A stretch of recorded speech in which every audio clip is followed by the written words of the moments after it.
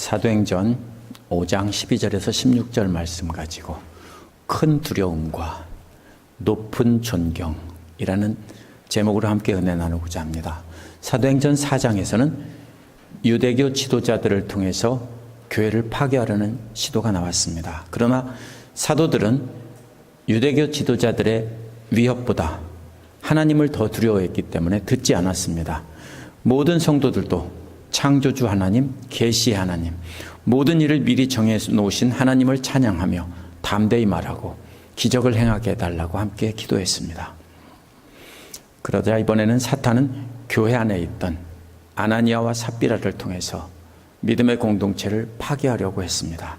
오늘 말씀은 4장 29절에서 주의 종들이 참으로 담대하게 주님의 말씀을 말할 수 있게 해주십시오라고 기도한 것에 대한 응답입니다. 사도들이 다시 솔로몬의 행각에 모여 담대히 주님의 말씀을 증거했기 때문입니다. 오늘 말씀은 또한 4장 30절에서 주님께서 능력의 손을 뻗치시어 병을 낫게 해주시고 주님의 거룩한 종 예수의 이름으로 표징과 놀라운 일들이 일어나게 해주십시오 라고 기도한 것에 대한 응답입니다. 이제 사도들은 자신들에게 몰려오는 사람들에게 놀라운 일을 행하며 부활의 주님을 증거했기 때문입니다. 아나니아와 삽비라를 죽게 한 기적은 교회 안뿐 아니라 교회 밖까지 퍼져나가서 이 소식을 들은 사람들은 다 두려워했다고 했습니다. 그래서 2장에서 4장까지는 공동체 안에서 성령의 역사를 말했습니다. 그런데 이제는 아나니아와 삽비라의 죽음을 연결고리로 삼아서 그 소문이 교회 밖까지 퍼져나가면서 이제 공동체 밖으로 복음이 퍼져나가는 과정을 기록하고 있습니다. 앞으로 사도행전을 그렇게 잘 읽으셔야 됩니다.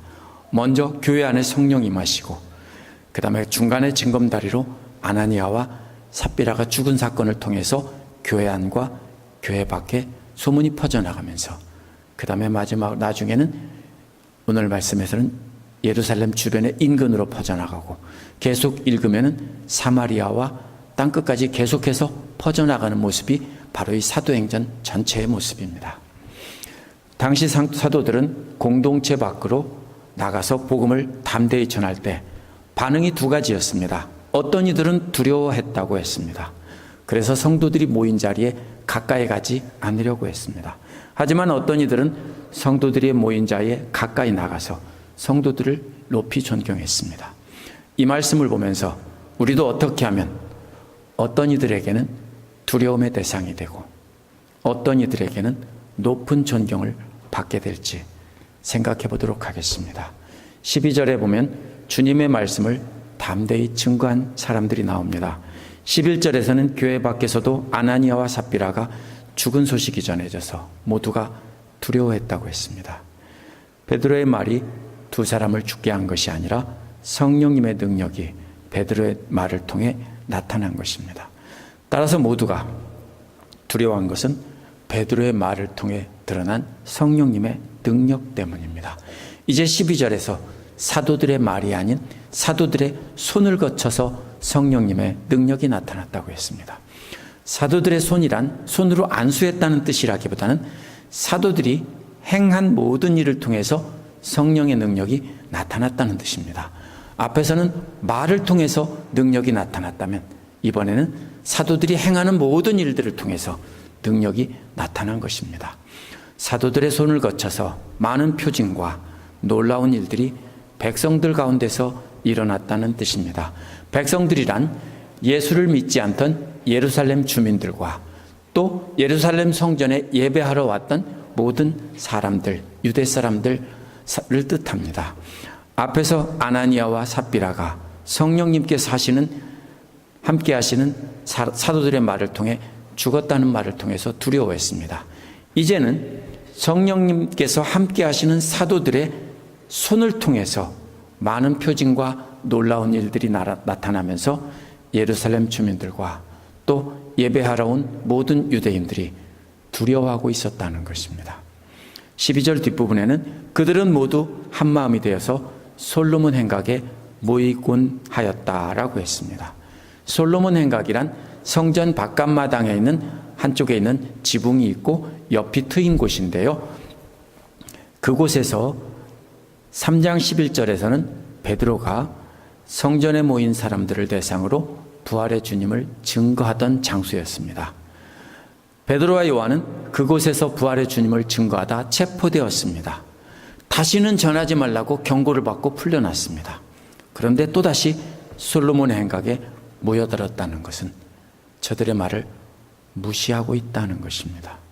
근데 그곳이 어디냐면요, 성전의 마당이고 대제사장과 또 공회원들과 율법학자들의 권위가 절대적으로 작용하는 곳입니다. 그들의 말을 듣지 않으면 안 되는 곳입니다. 그런데 그곳에서 다시 부활의 주님을 담대히 증거하고 있었다는 뜻입니다. 사도들의 말뿐 아니라 사도들의 손을 통해서 놀라운 많은 표징과 놀라운 일들이 나타나고 있었습니다. 그래서 산헤드린 공회의 협박에도 불구하고 이들은 주님의 말씀을 담대히 전하기 위해서 다시 솔로몬의 행각에 함께 모여든 것입니다. 근데 모두 한 마음이 되어서라는 말은 4장 24절에서 나온 말과 같이 똑같이 콧김을 품는다는 뜻입니다. 이 말이 무슨 뜻이냐면요, 사도들이 솔로몬 행각에서 다시 복음을 전했는데 그때 함께 모인 사람들이 똑같이 성령 충만해서 콧김을 내뿜으면서 화답하고 있는 모습입니다. 아멘으로 화답하고 함께 기쁨으로 주님을 찬양하는 모습입니다. 그래서 4장 29절에서 주님을 담대히 말할 수 있게 해주십시오 라고 기도한 것이 분명히 응답되었다라는 뜻입니다. 모두가 담대히 주님의 말씀을 말하고 모두가 화답하는 모습을 보고 모두가 진짜 놀란 것입니다. 사람들이 진짜 놀란 것은 기적을 본 것이 아니라 협박에도 두려워하지 않고 담대히 주님의 말씀을 증거하던 모습입니다. 두 번째로 13절에서 14절에 보면 사람들의 상반된 두 가지 반응이 나옵니다. 사도들의 말을 통해 성령의 능력이 나타나고 사도들의 손을 통해서 성령의 능력이 나타나자 사람들은 다시 솔로몬 행각에 모여서 주님의 말씀을 증거하고 화답했습니다. 그러자 이러한 모습에 대해 두 가지 반응들이 나타났는데 그것이 13절과 14절의 말씀입니다. 첫째 반응은 13절에 나타난 다른 사람들은 누구 하나 감히 그들의 모임에 끼어들지 못했다라는 말입니다. 이 부분에서 이해하기 어려운 말은 다른 사람들이라는 말입니다. 다른 사람들이 누구를 가리키는지 알 수 없기 때문에 오늘날까지 성경 해석자들이 싸우고 있습니다. 다른 사람이란 원어에서 나머지 사람들이라는 뜻입니다. 나머지가 도대체 누굽니까? 이 말은 항상 앞에서 말한 사물이나 사람들을 제외한 그 나머지를 뜻하는 말입니다. 수학 시간에 여집합이라는 뜻과 같은 말입니다. 앞에서 이것을 말하고 그 나머지 모든 것들이란 뜻입니다. 고린도전서 15장 37절에서는 밀이나 다른 것의 알갱이들 할 때 밀과 또 밀이 아닌 다른 모든 곡식들의 알갱이 이런 뜻이었습니다. 빌립보서 4장 3절에서는 클레멘트와 그 밖에 나의 동역자라고 했는데 클레멘트를 제외한 모든 바울의 동역자를 뜻할 때 이 말을 썼습니다. 클레멘트와 나머지 모두. 이처럼 나머지라는 말은 항상 앞에서 말한 것에 그 제외한 모든 사람들이란 뜻입니다. 그럼 앞에 누가 나왔습니까? 바로 앞에. 먼저 상당수의 성경 해석자들은요, 다른 사람들이란 믿는 자라고 말을 합니다. 믿는 자들 중에서도 상당수가 유대교 지도자들이 두려워서 솔로몬의 행각에서 말씀을 전하는 자리에 참석하지 못한 사람들이 있었다라는 것입니다. 앞에서 믿는 자들이 한 마음으로 함께 모였는데 그 중에서 나머지 믿는 사람들은 유대교 지도자들의 협박이 두려워서 가까이 다가기를 꺼려했다, 두려워했다 이렇게 해석합니다. 많은 사람들이 그렇게 해석합니다. 그러나 4장 23절에서 베드로와 요한이 대제사장과 장로들이 협박한 말을 듣고 성도들에게 보고하자 24절에서 30절에 보면 모두가 함께 콧김을 내뿜으며 하나님의 세 가지 속성을 찬양했다고 했습니다. 모두가 그렇게 함께 콧김을 내뿜으며 찬양하던 사람들 중에 일부가 갑자기 두려워서 유대교 지도자들을 피해서 멀리 떨어졌다라고 생각하는 것입니다. 그러면 말이 잘 안 되죠. 그러면 또 성도들이 일부가 두려워 피했다고 말하는 사람은 또 이렇게 말할 겁니다. 앞에서는 교회 안에서기 때문에 담대하게 하나님을 찬양하며 증거했지만 이번에는 교회 밖으로 나왔기 때문에 그렇게 두려워 피한 사람도 있었다라고 말할 수 있습니다. 하지만 12절에 보면 사도들은 이미 성전 마당 솔로몬 행각에서 두려움 없이 담대하게 복음을 전하고 있었고 또 뿐만 아니라 사도들의 손을 통해서 많은 표징과 놀라운 일들이 누구에게 나타났다고 했냐면 백성들에게 나타났다고 했습니다. 백성들 사이에서. 백성들이란 믿지 않는 유대 사람들과 예루살렘 주민들과 예배하러 온 유대 사람들입니다. 이 사람들도 사도들과 믿는 자들의 모임을 가까이 서서 구경하고 있었다는 뜻입니다. 이들이 뭘 구경했냐면 사도들의 손으로 나타나면서 말씀을 전하고 그 손으로 행하는 기적과 표징들을 구경하고 있었다는 뜻입니다. 따라서 이 장면은 믿지 않는 자들도 함께 모여서 구경하고 놀라며 감탄하고 있었다는 뜻입니다. 그런데 이런 분위기에서 믿는 자들 일부가 두려워서 갑자기 두려움이 생겨서 나는 저기에 가면 벌 받을지도 몰라. 공회원들이나 제사장들이 에게 벌을 받을지도 몰라 하면서 멀리 떨어졌다 하는 가능성은 상당히 적습니다. 그래서 다른 사람들이란 솔로몬 행각에 모여있는 사람들을 제외한 성전 마당 안에 있는 나머지 사람들입니다. 그러면 누굽니까? 사도들과 믿는 자들과 백성들이 다 모여서 구경하고 있었는데 그것을 믿지 않던 사람들이 바로 나머지들입니다. 그렇다면 그 나머지 사람들은 대제사장과 장로들과 사내들인 공회원들 같은 유대교 지도자들입니다. 이들은 아나니아와 삽비라의 죽은 소식을 듣고 두려워했을 것입니다. 그런데 자신들이 전하지 말라고 협박하고 풀어준 사도들이 자기들의 말을 무시하고 또 솔로몬의 행각에서, 솔로몬 행각이 성전 바깥마당에 있는 곳이에요. 담대히 예수님의 부활을 증거하고 있었던 것입니다. 이제 하나님의 능력이 말뿐이 아니라 표징과 놀라운 일로도 다 증명이 되고 있어서 수많은 백성들이 구경하며 찬양하고 있었습니다. 그렇기 때문에 이들의 두려움은 더 커졌습니다. 그렇게 커져가는 두려움의 분량만큼 이들은 모임에서 점점 멀리 떨어졌던 것입니다. 그들이 모임에 끼어들지 못했다는 말에서 모임에 끼어든다는 말은 개종하고 그 모임의 일원으로 참석한다는 뜻이 아닙니다. 쉽게 말하자면 사도들이 전하는 복음을 듣고 예수 그리스도를 믿게 되었다 이 뜻이 아닙니다. 나머지 사람들은 사도들이 담대히 복음을 증거하고 모든 믿는 자들이 콧김을 내뿜으면서 화답하는 모습을 멀리 떨어져서 지켜보고 있었다는 뜻입니다. 사도들이 많은 표징과 놀라운 일을 행하던 그 모습을 가까이서 구경하는 백성들도 있었는데 그들에게도 가까이 가지 못하고 더 떨어져 있었다는 것입니다. 엄두를 못 내고 있었다는 것입니다. 4장에 다시 보시면 됩니다. 유대교 지도자들은 4장에서 솔로몬 행각에서 복음을 전하던 곳에 가서 무리들의 틈에 합류해서 감시하고 있었습니다. 그래서 그렇기 때문에 자기들이 죽인 예수가 부활했다고 그분이 바로 하나님이라고 전하는 사도들의 말을 듣고 사도들을 잡아 가둔 것입니다. 그런데 이번에는 상황이 바뀌었습니다. 어떻게 바뀌었습니까? 거짓된 믿음을 가진 아나니아와 삽비라가 죽었다는 소문을 들은 것입니다.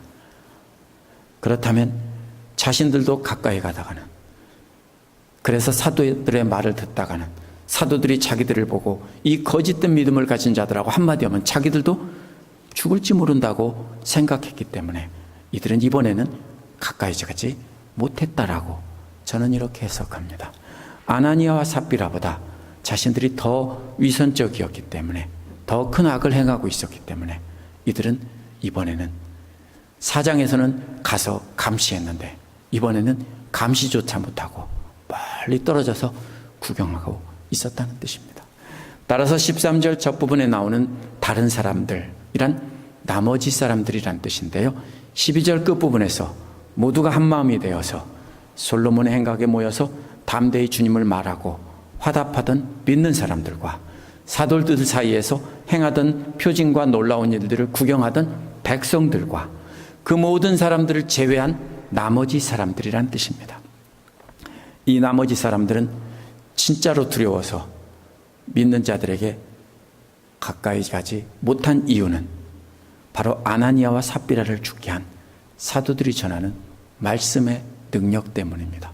그 말 때문에 자기들도 죽을지도 모른다라고 생각했기 때문입니다. 13절 뒷부분은요, 앞부분과 대조가 되는데 그러나라는 말로 연결이 됩니다. 이번에 대조되는 사람들은 백성들입니다. 그렇다면 그 나머지 사람들과 백성들이 대조됩니다. 그러면 유대교 지도자들과 또 백성들 둘 다 믿지 않는 사람들입니다. 그래서 13절에서 나머지 사람들은 유대교 지도자들이고 그 다음에 백성들도 역시 믿지 않는 자들입니다. 그들도 칭찬했다는 것입니다. 그러면 나머지 사람들인 유대교 지도자들과 반대로 일반 백성들은 그들을 위대하게 여기고 존경을 했다. 대단한 존경을 표시했다. 이런 뜻입니다. 유대교 지도자들과 일반 백성들의 반응이 서로 대조적이었다는 뜻입니다. 그래서 14절에서 믿는 자들을 위대하게 여기던 일반 백성들의 반응이 이어집니다. 믿는 사람들이 더욱 늘어나면서라는 말은요, 주를 믿는 사람들이 계속해서 더욱더 늘어나고 있었다는 것입니다. 일반 백성들에서 믿는 사람으로 바뀌는 사람들이 계속 있었다는 것입니다. 구경하던 무리들 중에 믿는 자에 합류하던 사람들이 계속 늘어나고 있었습니다. 그렇게 합류한 큰 무리들 중에는 남자도 있고 여자도 있었다는 것입니다. 남녀 상관없이 큰 무리들이 계속해서 믿는 자들에게 가담하고 있었다라는 것입니다. 세 번째로 15절에서 16절에 보면 주님의 능력의 손을 보여준 사도들이 나오고 그에 대한 백성들의 반응이 나옵니다. 15절은 원어에서 그 결과라는 말로 앞부분과 이어갑니다. 많은 표징과 놀라운 일이 나타나고 유대교 지도자들의 두려움이 되고 일반 백성들에게는 칭찬의 대상이 되면서 믿는 자들이 크게 늘어난 그 결과라는 뜻입니다. 그 결과 사람들이 어떻게 했습니까? 병든 사람들을 광장으로 데려왔다고 했습니다. 왜요? 사도들을 만나기가 쉽지 않은 거예요. 너무나 많은 사람들이 몰려들기 때문에 사도들과 접촉해서 안수해달라고 하기가 쉽지 않은 거예요. 그래서 광장에다가 사람들을 침상이나 깔자리 채로 그대로 들고 와서 눕힌 채로 광장에 쭉 늘어놓았다는 뜻입니다. 왜 그렇게 늘어놓았는지 그 이유가 설명이 되고 있습니다. 베드로가 지나갈 때 그 그림자라도 그들 가운데 누구에게 덮이기를 바라는 마음에서였습니다. 이런 말이 어디에 나옵니까? 마가복음 6장 55절 56절에 나옵니다. 예수께서 게네사렛 땅에 이르러 배에서 내리셨을 때 사람들은 병자를 침상에 눕혀서 장터거리에 내려놓고 예수께서 그 옷을만이라도 손에 닿게 해달라고 간청하던 것과 같은 장면입니다. 주의할 것은 베드로의 능력이 아니라 예수의 영인 성령께서 베드로와 함께 하셔서 나타나신 겁니다. 그림자라도 덮이길 바란다는 말에서 덮인다는 말은요, 누가복음 1장 35절에서 지극히 높으신 이의 능력이 너를 덮는다라고 했습니다. 그게 뭐냐면 하나님께서 마리아에게 임하신다라는 것을 뜻할 때 쓰는 말이었습니다. 누가복음 9장 34절에서는 구름이 세 사람을 덮었다라고 했습니다. 누가가 사용한 덮었다는 말은 따라서 하나님께서 임하셔서 그 능력으로 덮었다라는 뜻입니다. 그렇다면 베드로의 그림자가 덮인다는 말은요, 베드로의 능력이 덮이기를 바라는 것이 아니라 하나님의 능력이 덮이기를 바라는 것이었습니다. 사도행전 19장 12절에서 바울이 몸에 지니고 있던 손수건이나 들고 있던 앞치마를 가져다가 앓는 사람에게 얹기만 해도 귀신이 물러가고 쫓겨가고 병이 나았다라고 한 것도 역시 이와 같이 하나님께서 임하셔서 그 능력이 나타났다라는 것입니다. 이뿐이 아닙니다. 16절에 보면 예루살렘 근방 여러 동네에 사는 많은 사람들이 함께 몰려들었다는 것입니다. 왜요? 오늘날은 인터넷이나 다른 방송을, TV를 통해서 한꺼번에 빠른 속도로 소문이 퍼집니다.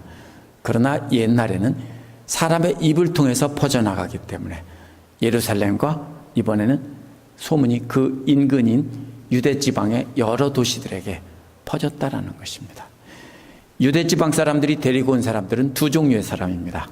하나는 몸이 아픈 병자, 병원에 가서 의사에게 치료해야 될 병이고요. 다른 하나는 악한 귀신에 시달리는 사람들입니다. 오늘날은 다 그냥 정신병으로 분류해버리지만은 사실은 정신병도 뇌에 손상을 입어서 정신병도 있고 실제로 오늘날도 귀신에 들려서 어떤 정신이 나간 사람들도 있습니다. 바로 그렇기 때문에 몸이 아픈 병자와 악한 영에 시달리는 병자 이렇게 두 종류로 분류했는데 상관없이 모두 다 고침을 받았다는 것입니다. 오늘 말씀 전체를 잘 봐야 됩니다. 오늘 말씀에서 사도들이 담대히 예수 그리스도의 부활의 복음을 전하고 능력을 보여줬을 때 사람들의 반응은 두 가지였습니다. 하나는 두려워서 그 하나님의 능력이 자기에게 미치면 두려워서 죽을까 봐 가까이 가지 못했던 사람들. 다른 하나는 높이고 존중하는 마음으로 가까이 오며 함께 참여하고 믿던 사람들. 이렇게 두 가지 반응이었습니다. 오늘날 우리가 예수 그리스도의 죽으심과 부활의 말씀을 통해서 또 우리의 삶을 통해서 선포할 때도 역시 큰 두려움으로 멀리 떨어져 가는, 멀리 물러나는 사람들과 높이 존중하는 마음으로 기뻐하며 가까이 다가오는 사람, 이렇게 두 가지 종류의 사람이 있어야 합니다. 우리가 말씀을 전했는데 아무 반응이 없다라고 하면 우리가 말로만 전하고 우리가 뭔가 놀라운 것을 보여주지 않은 것입니다. 어떻게 우리가 사람들에게 그렇게 반응을 얻을 수 있습니까? 전하는 입만 가지고는 절대로 그렇게 되지 않습니다. 우리도 놀라운 기적을 보여줘야 합니다. 어떻게 보여줄까요? 오늘날 이 말씀을 가지고 문자적으로 적용해서 초대교회와 같은 기적으로 사람들을 치유하고 귀신 들린 사람을 치료해야 된다고 주장하는 사람들이 있습니다. 오늘날도 그럴 수 있습니다. 오늘날도 그래야만 진정한 교회라고 주장하는 사람들이 있습니다. 이것을 신사도 운동이라고 하는데요. 영어로는 New Apostle Movement라고 합니다. 그러나 그러한 기적은 초대교회에서도 항상 일어나던 것이 아니었습니다. 사도행전을 잘 보면 그게 항상 일어난 게 아니라 갑자기 복음이 퍼지거나 하나님의 능력으로 갑자기 하나님의 말씀을 널리 퍼지게 할 때 그런 특별한 경우에 나타나신 그런 하나님의 능력입니다. 사도행전에서도 항상 그것만 있는 게 아닙니다. 물론 오늘날도 선교지에서 그런 기적이 일어났다는 선교 보고를 가끔 듣기도 합니다. 실제로 일어납니다. 그러나 그러한 기적은 하나님께서 필요하신 때 하나님의 사람들을 통해서 나타내시는 것이지 절대로 그런 능력을 가진 사람들이 마치 자기들이 성령을 종처럼 부리면서 자신들이 원하면은 언제든지 그 능력을 나타낼 수 있다라고 주장하면 안 됩니다. 왜요? 그건 하나님께서 하시는 일이지 그 능력을 가진 사람이 언제나 마술처럼 행할 수 있는 능력이 절대로 아니기 때문입니다. 베드로의 편지나 바울의 편지나 모든 사도들의 편지를 다 봐도 대부분 뭐를 했습니까? 말씀을 증거했지 기적을 행했다는 것은 말씀에 따라서 함께 나타난 일부 기적에 불과합니다. 기적은 특별히 하나님께서 필요하실 때 말씀을 보여준 것입니다. 오늘날은 글로 볼 수 있기 때문에 그런 일이 적지만 옛날에는 글이 없었기 때문에 눈으로 봐야만 그것이 마음에 남고 기억에 남았기 때문에 하나님께서 특별히 그렇게 보여주신 것입니다. 그런데 오늘날 우리가 볼 수 있는 정말로 이상한 현상이 있습니다. 우리 주님의 말씀과는 상관없이 살면서 기도 많이 하면서 병 고치고 기적을 행한다는 사람을 우리가 많이 봅니다. 많아요. 기도원 같은 데도 많고 많아요. 말씀을 바르게 전하지도 않고 그 말씀에 따라 살지도 않으면서 이러한 기적을 자신이 행한다고 자기에게 와서 기도받으라는 사람들이 많이 있습니다. 심지어는 이런 사람들 중에서는 성적인 범죄를 저지르고도 계속해서 신유의 은사를 행하는 사람들이 있습니다. 이러한 사람들은 자신들이 원할 때 언제든지 놀라운 일을 행합니다. 만약에 그렇다면 이러한 사람들이 행하는 것은 성령님의 능력이라고 할 수 없습니다. 왜냐하면 성령님의 능력은 성령의 9가지 열매와 함께 그 사람이 완전하지는 않아도 말씀대로 살아가고 말씀에 순종하는 사람들을 통해 나타나는 것이지, 마치 성령을 마치 박수무당처럼 부리는 사람들에게 나타나는 것은 아니라는 것입니다. 그런데 이러한 현상이 오늘날 일어난다면 우리가 조심해야 됩니다. 마태복음 7장 22절 23절에 보면 그날에 많은 사람들이 나더러 이르되 주여 주여 우리가 주의 이름으로 선지자 노릇하며 주의 이름으로 귀신을 쫓아내며 주의 이름으로 많은 능력을 행하지 아니하였나이까 라고 했습니다. 예수께서도 이러한 사기꾼들이 하나님의 능력을 행하는 것처럼 속일 것이라고 경고하신 것입니다. 이게 어디서 나온 말입니까? 예수님께서 산상수훈의 말씀을 가지고 하나님의 말씀을 바른 뜻을 전하면서 말씀을 잘 듣고 순종하고 말씀대로 살라고 하면서 말씀이 아닌 다른 기적으로 속이는 사람들에게 속지 말라고 한 것입니다. 예수께서 이어지는 7장 24절에서 예수님의 말씀을 듣고 잘 행하는 사람이야야 반석 위에 집을 지은 지혜로운 사람과 같다라고 했습니다. 그렇다면 우리가 오늘날 행해야 되는 것은 말씀의 능력입니다. 말씀을 듣고 반석 위에 선 믿음으로 그 말씀을 따라 행하는 것입니다. 그렇다면 우리는 어떻게 악한 사람들이 큰 두려움으로 우리를 멀리하게 하고 또 어떻게 하면 높이 존중하는 마음으로 믿지 않는 사람들이 우리에게 다가오게 할 수 있을까요? 그 비결은 4장 29절에서 기도한 대로 담대하게 주님의 말씀을 말하는 것입니다. 왜 놀랐습니까? 4장 13절에서 대제사장과 장로들과 율법학자들이 진짜로 놀란 것은 배움이 없는 베드로와 요한이 담대하게 복음을, 하나님의 말씀을 전하고 있었다는 것입니다. 기적을 행하는 것은 귀신이 들렸거나 성령님의 능력으로 누구나 행할 수 있습니다. 그런데 하나님의 말씀을 배우지 않은 무식한 베드로와 요한이 담대하게 하나님 말씀을 담대하게 전하는 것을 보고 저들은 깜짝 놀랐던 것입니다. 절대로 예수 그리스도의 이름으로 말하지도 말고 가르치지도 말라고 했는데 하나님 말 듣는 것이 옳으냐, 당신들 말 듣는 것이 옳으냐 판단해보라며 듣지 않던 것을 보고 진짜 놀란 것입니다. 그렇다면 우리도 세상 사람들의 눈으로 본다면 내세울 것이 없는 사람이라고 할지도 모릅니다. 제가 성도님들을 무시해서 하는 말이 아닙니다. 세상에는 참 빛나는 사람들이 많이 있습니다. 그러나 우리가 하나님 말씀을 잘 듣고 배우면서 그분의 말씀을 따라 살면 성령께서 말씀을 담대히 전할 수 있게 하십니다. 그걸 보고 놀라는 겁니다. 우리의 삶을 통해서 성령님의 능력이 나타나게 하십니다. 33절에서도 큰 능력으로 예수 부활을 증언했다고 했습니다. 따라서 가장 놀라운 큰 능력은 예수 부활의 증언하는 증인이 되는 것입니다. 그러면 과거의 우리의 모습을 알고 있던 사람들이 우리가 전하는 말씀과 우리의 변화된 삶의 모습을 보고 깜짝 놀라게 되는 겁니다. 그럼 어떻게 할까요?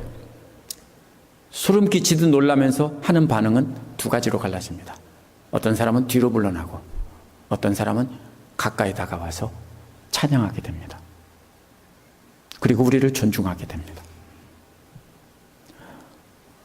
우리에게서 이런 두려운 모습이 보여야 합니다. 우리가 전하는 주님의 말씀 말고 우리의 손을 통해서 나타나는 성령님의 능력이 무엇이 있을까요? 그것은 먼저 4장 34절 37절에 나온 것처럼 자신의 물질을 이름도 없이 빛도 없이 내놓는 것입니다. 당시 초대교회에서 정말로 기절할 정도로 놀랐던 사건이 바로 이것입니다. 이걸 그냥 두면 큰일 나겠다고 생각한 것이 이것입니다. 왜요? 당시 사회 질서를 완전히 무너뜨리는 것이기 때문입니다. 그 당시에는 물질을 많이 가지고 힘 있는 사람들이 물질을 가난하고 힘없는 자들에게 나눠주면 그들이 존경을 보여주는 것이었습니다. 지금 그런데 사도들과 믿는 자들은 그 질서를 완전히 깨고 있는 것입니다. 아무 조건 없이 그냥 나눠주고 이름도 빛도 없이 자기를 드러내지도 않는 그런 모습을 보고 소스라치게 놀란 것입니다. 그걸 보고 소름 끼치도록 두려워했던 것입니다. 따라서 우리도 그렇게 거짓없이 진실한 마음으로 사랑을 실천하며 조건 없이 나눈다면 우리를 소름 끼칠 만큼 두려워하기도 하고 높이 존중하기도 하는 것입니다. 우리가 돈을 많이 가져서 가진 걸 가지고 나눠주면서 사람들에게 인정받는 행동을 한다면 그거는 예수 안 믿는 사람도 다 할 수 있습니다. 그러나 우리가 아무 대가도 없이 이름도 없이 빛도 없이 그냥 베푼다면 그것은 병 고치는 기적보다 더 놀라운 것입니다.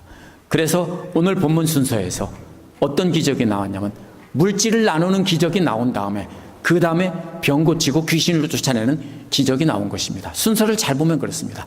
담대히 말씀을 전하고 물질을 나누고 그 다음에 병 고치는 기적을 행한 것입니다. 두려움은 그 다음에 나온 것입니다. 이 순서를 잘 기억해야 됩니다. 둘째로 예수께서 가르쳐 주신 사랑을 실천하는 것입니다.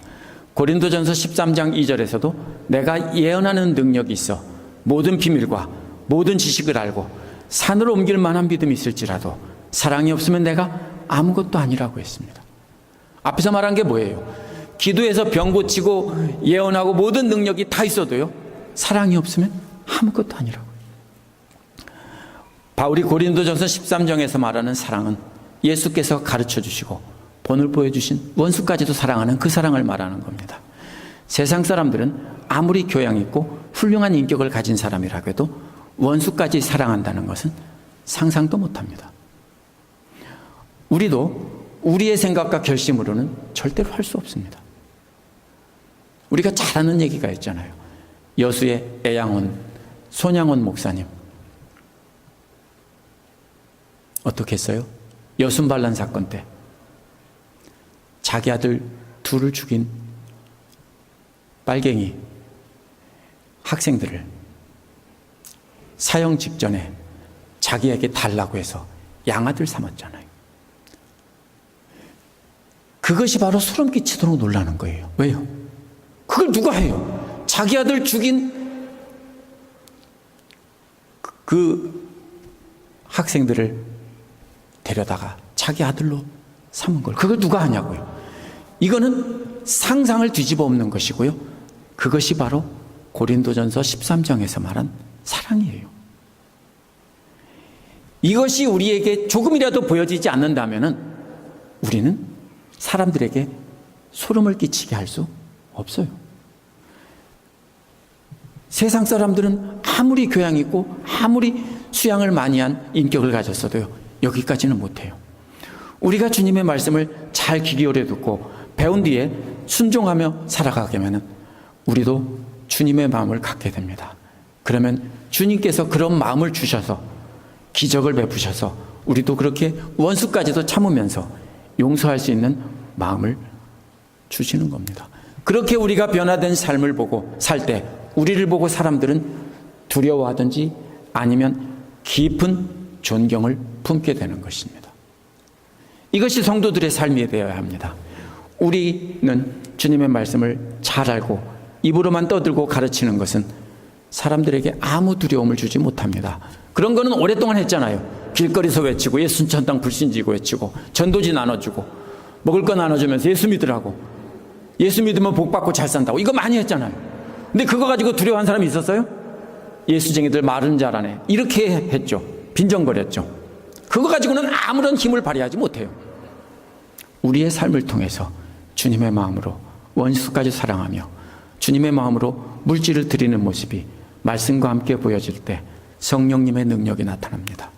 병 고치고 기적이 일어나는 것은 그 다음에 필요할 때 우리들의 손을 통해서 나타날 것입니다. 그러면 사람들은 우리를 보고 놀라게 되는 것입니다.